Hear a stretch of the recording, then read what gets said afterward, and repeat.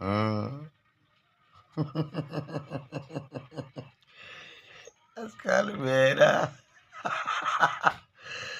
আহ, বিয়ের পরে সিঁদুর একদম পড়তে চাই না।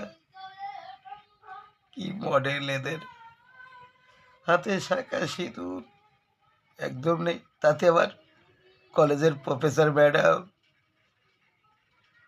তারপরে স্কুলের হাই স্কুলের দিদিমণিরাও দেখি তাই একই মডেলে চলে। এত জ্ঞানী, এত শিক্ষিত। তো জানি না, কীর্তন ফির্তনে শুনেছিলাম সিঁদুর না পড়লে নাকি স্বামীর অমঙ্গল।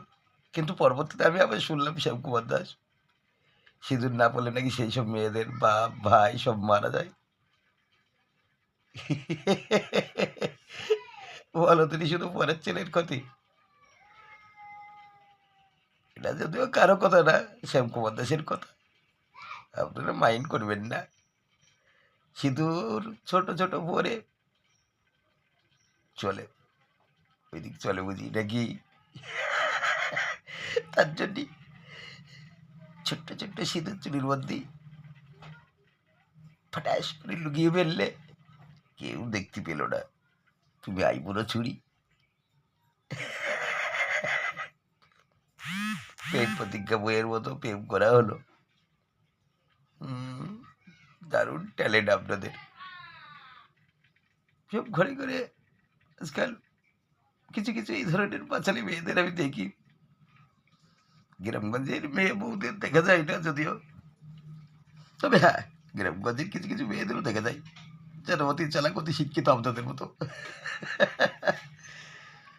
এরা ওই সিঁদুর ছোট ছোট পড়ার কারণে এরাও বাপ ভাইদের মাথা খেয়ে ফেলছে। শুধু স্বামীর না, পরের ছেলের কথা চাইলে নিজের ফ্যামিলির বেশি ওই শুনেছি। সিঁদুর ছোট ছোট না পড়লে হ্যালো ইন্টু বিন্টু করা যাবে না। সিঁদুর উপমানে হিন্দু সমাজে সব ধর্মে একই হয়। সব ধর্মে, শুধু হিন্দু সমাজ না, মুসলিম সমাজেও কেউ নাকি না, মুসলিম সমাজে পড়লে শোনা যায় বিয়ে হয়ে গেছে। তারাও একই মডেলে চলছে। কোনো সমাজের মানুষ আর ভালো নেই। কিন্তু কারা এই ব্যক্তিরা? কারা এই ব্যক্তিরা? তারা যারা মানে নোট, রুবিয়া, পয়সার পিছে ছোটে পরিচিত ভালো মানুষ